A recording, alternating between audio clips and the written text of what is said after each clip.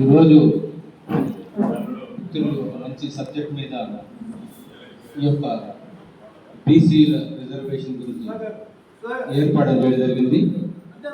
అయితే బీసీలకు తగువైన స్థాయిలో న్యాయం జరగాలంటే కులగణన మొట్టమొదట చేపట్టాలి. ఎందుకంటే గత ఎలక్షన్ ముందు కేంద్ర ప్రభుత్వం కులగణన చేస్తామని మభ్యపెట్టు దాన్ని పక్కన పెట్టి ఎలక్షన్ జరుపుకున్నారు. మళ్ళీ సంవత్సరం జరిగినప్పుడు కూడా ఇప్పటికి కులగణన చేపట్టలేదు. ఎప్పుడైతే కులగణన చేపట్టదో బీసీలకు జరగవలసిన అన్యాయం జరుగుతూనే ఉంటుంది. దీని మీద పెద్ద ఎత్తున మనం పోరాటం చేయాల్సిన అవసరం ఎంతైనా ఉంది. సో నెక్స్ట్ రెండో విషయానికి పోతే, ఇప్పుడు జీవో నెంబర్ 23 ప్రకారం 7/7/2007లో అప్పటి గవర్నమెంట్ కాంగ్రెస్ గవర్నమెంట్ సీఎం గా ఉన్నటువంటి రాజశేఖర రెడ్డి గారు గౌడ సుబ్రహ్మణ్యం కమిషన్ ఏర్పాటు చేసి ఆంధ్రప్రదేశ్లో ముస్లిం మైనారిటీ సామాజిక వర్గాలు ఎక్కడైతే బిలో పవర్టీ లైన్ ఉన్నారో వారిని కేంద్రీకరించి వాళ్ళ రిపోర్ట్ ఇవ్వని గౌడ సుబ్రహ్మణ్యం గారిని కోరడం జరిగింది. వారు అప్పుడు హైదరాబాద్లో, విజయవాడలో, రాయలసీమ తరఫున తిరుపతిలో ఏర్పాటు చేయడం ఈ మీటింగ్. అయితే ఈ ఏర్పాటు చేసిన తర్వాత మేము దూదేగల కమ్యూనిటీ ఇప్పటి నుంచి కాదు ఎప్పటి నుంచో కూడా కేంద్ర ప్రభుత్వంలో ఓబీసీ సీరియల్ నెంబర్ 43 ప్రకారం మేము రిజర్వేషన్ పొందుతూనే ఉన్నాం. అయితే మాకు అప్పుడే సీఎం రాజశేఖర రెడ్డి గారు ఈ బీసీఈలో కలపమని చెప్పేసి ప్రతిపాదన ఈ మన కమిషన్ కూడా చెప్పడం జరిగింది. అంటే రాజకీయ ప్రస్థానంలో ఏ కులమైతే స్థానం ఉండదో ఆ కులం పూర్తిగా నష్టపోతుందని కారణం ఒక దూదేగల కమ్యూనిటీ మేమే. ఎందుకంటే అప్పుడు ముస్లిం మైనారిటీ చైర్మన్గా ఉన్న షబ్బీర్ అలీ గారి పీరియడ్లో మా కమ్యూనిటీ తరఫున ఏ ప్రాతినిధ్యం లేదు కాబట్టి రాజశేఖర రెడ్డి గారు వీళ్ళని కూడా కలుపుని చెప్పినప్పటికీ బీసీఏలో ఉన్నటువంటి మేధాలను, బీసీబీలో ఉన్నటువంటి దూదేగల పింజారీ కులాలను ఈ ముస్లిం మైనారిటీలో కలుపుని చెప్పినప్పటికీ కూడా రాజకీయ ప్రస్థానం చట్టసభ తీర్మానం చేసినట్టు మన వాళ్ళు లేనప్పుడు జరిగే అన్యాయం మాకు జరిగిపోయింది. అయితే జరిగినప్పటికీ కూడా మేము చింతించదా.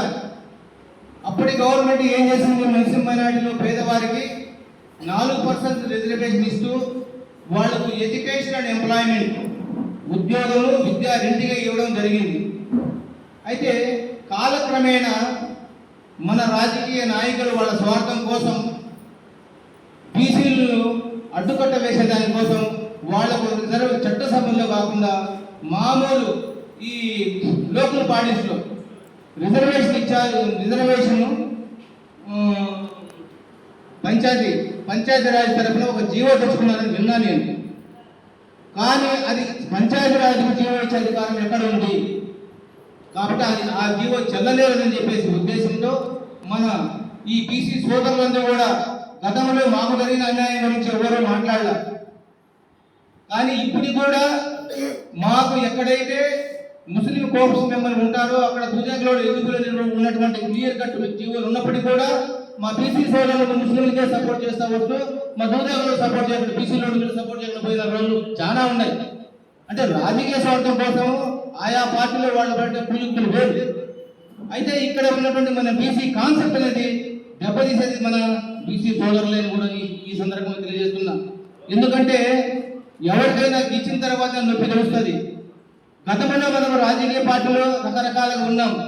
ఇక్కడ ఉన్నటువంటి అధికారులు కూడా గత పార్టీలో బీసీ తరపున నాయకులు లేడు నేను ఒక్కడే అనేటువంటి 25 స్థానంలో ఉండాలి.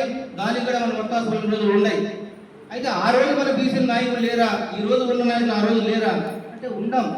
కానీ మనం ఎందుకో భయానికో నయానికో తగ్గి మనం మాట్లాడకపోతున్నాం.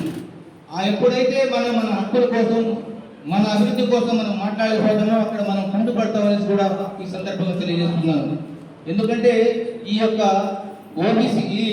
బీసీఈ రిజర్వేషన్లో వాళ్ళకి ఎడ్యుకేషన్ ఎంప్లాయ్మెంట్ ఉంది కానీ మిగతాది లేదనే విషయాన్ని పూర్తిగా గ్రహిస్తూ బీసీలో ఉన్నటువంటి దూదేగల సమాజానికి జరుగుతున్న వివక్ష. ఎందుకంటే కేంద్రంలో మాత్రం మేము ఓబీసీ ముస్లింలను, రాష్ట్రంలో వస్తే ఓబీసీ ముస్లిం కాదని కూడా ఈ సందర్భంగా అడుగుతున్నాం. ఎందుకంటే మేము బీసీలో ఉన్నప్పుడు బీసీ ఇచ్చిన వాళ్ళు బీసీ ప్రిన్సిపల్ సెక్రటరీ వాళ్ళు కదా జీవో, వాళ్ళకి తెలియదా ఈ బీసీలు విషయం. కానీ వీళ్ళు కూడా ఒక చట్టసభ ఈ దూరేగల సాహెబ్లు కూడా ముస్లిం మైనారిటీలో అంతర్భాగం అని చెప్పేదానికి కూడా చాలా ఇదిగా ఉండారు.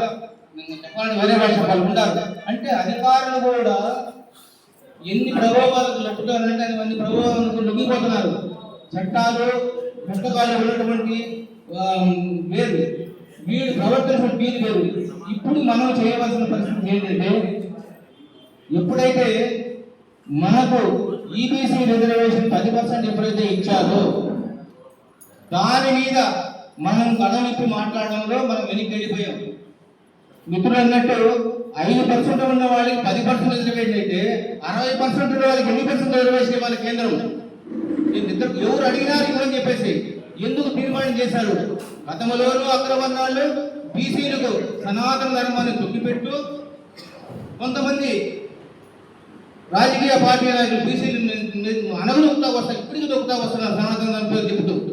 కానీ బీసీలు ఏ రోజైతే తన్ను తాను తెలుసుకొని నేను బీసీ సోదరుని, బీసీ సోదరుడు మనం 60% ఉన్నప్పుడు మన ఓటుని మన క్యాండిడేట్ నిలబెట్టుకొని మన ఓటుని ఎప్పుడైతే మనం వేసుకుంటామో, ఆడవాళ్ళు కానీ మగవాళ్ళు ప్రతి ఒక్కరు తెలుసుకోవాలి ఈ విషయాన్ని. ఎప్పుడైతే మన ఓటు మనం వేసుకుంటామో మన క్యాండిడేట్ మనం గెలుస్తాడో, చట్టసభలో మనం ఉంటాడు, మన పాదాల దగ్గర వాళ్ళు ముఖరిస్తారు. ఎందుకు చేయలేకపోతున్నాం? మనం ప్రతి ఒక్క అగ్రవర్ణ పార్టీకి ఎందుకు గులామంగా బతుకుతున్నాం? రాజకీయ రిజర్వేషన్ వస్తే రిజర్వేషన్ అనే హక్కు మనకు తెలియదా? వాళ్ళు ఇచ్చే చిన్న చిన్న ప్రలోభాలకు ఎందుకు లొంగిపోతున్నాం? భయానికి న్యాయానికి ఎందుకు లొంగిపోతున్నాం? ఎంతమంది చేస్తాం మనం 60%లో?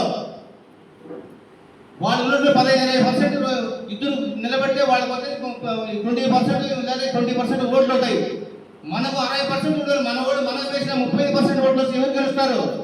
ఆ విధంగా బీసీలు ఎందుకు ముందుకు రారు? ఎప్పుడు కూడా ప్రతి ఒక్కరి కాలి కింద బానిసగా బతకాలి ఎందుకు ఆలోచన మనకు? వాళ్ళు డాక్టర్ బిఆర్ అంబేద్కర్ ఒక విషయం చెప్పారు, మీకు ఓటు అనేది ఆయుధాన్ని ఇచ్చారు.